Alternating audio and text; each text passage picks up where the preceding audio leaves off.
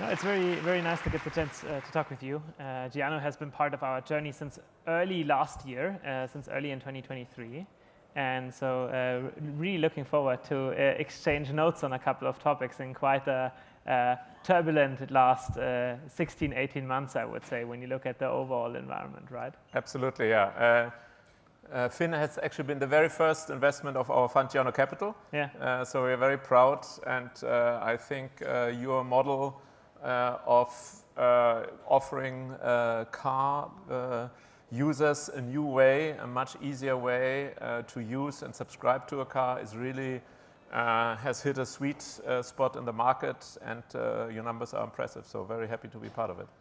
Yeah, no, and I think like one of the most interesting differentiations that we also talked quite a bit about the past year was also this transition from a pure consumer play when we started out in 2019 in 2020 to now a solution that is also very much embraced by businesses. So right now 50% consumer share, 50% B2B share, and by that also building a lot more of a recurring business and a business that is significantly driven by account expansion, a little bit more predictable than kind of like the ups and downs of consumer life cycles, right? Yeah, absolutely, that's true. But what I also, when we looked at the company first, what I found amazing is new car buyers, in Germany at least, are on average 50, 60, 70 years old. Yeah. So the whole car industry is missing out on the younger demos. Yeah. And if I remember correctly, your average subscriber is 35 years old. Yeah. It's for the first time using a new car. 80% first time in a new car. And so the experience, I don't know if any of you is a Finn subscriber, it is simply like an e-commerce shopping experience. Huh? So you go on the site and you look for the car you want, you click it, and a few days later, it's in front of your doorstep. And then you pay like a Netflix subscription, and after a year, if you don't like it anymore, you give it back, and everything else is taken care of. So it's really bringing the best of a digital world and individual transportation together. So, and obviously then companies also like that service makes a lot of sense. Yeah. Yeah, I typically make that comparison of ultimately a consumer has like one car they need to take care of, and they have a little bit of pain points in that regard, but a business has hundreds of cars that they need to take care of, and so typically the stakes are a lot higher, and not always are these cars professionally managed. So typically there is quite a strong kind of like efficiency that you can gain from moving to a kind of like, let's say, professionalized car management service. Absolutely. And there's already 35,000 cars, I think, in Germany's road, so it's a big, unknown unicorn. So I think there's lots of room to grow. Yeah. And me coming from the media world originally, I think you can still accelerate your growth significantly. Yeah, one of the things that I'm most excited by is actually, I think like right now there's a lot of gloominess about electric vehicles.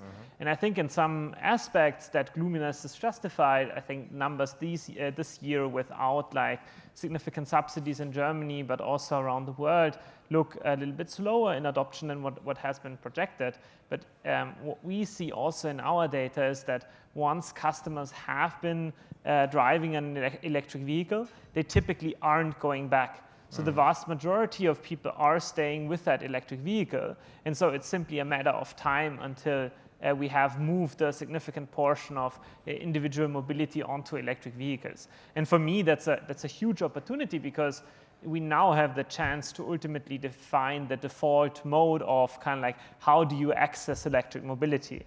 And so if subscription can play a meaningful role there, I think that's quite exciting. Yeah, with the e-vehicles, it's the typical adoption cycle. I mean, the hype is perhaps gone, but now we come into a phase of real growth, because obviously the number of car makers that produce cars also at affordable prices is going to grow, and the subsidies who have artificially grown the market will have gone away, obviously, in Germany. And I think there's a whole segment of the market, especially your first-time car users, who are out of principle and conscious reasons will never ever go back to petrol cars. And currently, I don't own a car right now in London because you don't need it, but I would never ever buy a petrol car again because I think it is just a question of principle. And so I think a lot of the next generation is completely about that. Yeah, absolutely agree. No, and one of the, we see that on the one hand side. The other thing that we see is people like are kind of like have a lot of anxiety, let's say, or a lot of fear around change. And so a lot of the change that is driven by electric vehicles is around range anxiety, is around technology risk, is around residual value risk. And so they say basically, hey, I don't know how that's going to feel like. I don't know whether I will be able to go to my kind of like vacation home with the car itself. And what we think car subscriptions are going to excel at is ultimately lowering the entry barriers and making it a lot simpler to access that in electric mobility for the first time. So when you get your next car and maybe your first electric vehicle, you might not feel confident to kind of like buy it outright or to commit to kind of like a 6-year financing, but you probably would feel comfortable to try out something for 6 or 12 months and kind of like find the ideal solution for yourself in terms of the right balance between flexibility but also affordability in that kind of car subscription product. Yeah, absolutely. That's one of the big advantages. You simply do not need to commit to buying or owning a car. You just take subscription risk. Yeah. And actually, Maximilian is a very humble guy. But what the company has been able to do is obviously having roughly 35,000 cars on the road. Finn owns all of these cars and has already pre-sell agreements for all of these cars as well. So the financial balance sheet risk is pretty much taken care of.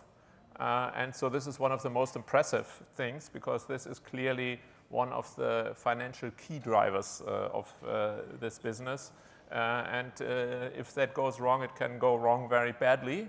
But this is what Finn has set apart from all the competitors. A lot of car manufacturers have tried it. Most of them have shied away from it again. So it is truly a market maker, at least in the German and also in the US market. So this is a very impressive story. And a young company, 6 years old only, I think. 5 years. 5 years. And when we did our due diligence and looked especially also at your tech stack, it is the first tech stack that I've seen that is really completely using AI in the coding. And you can see that at least for the front end, the marketing people can almost code their own things because it's so intuitive.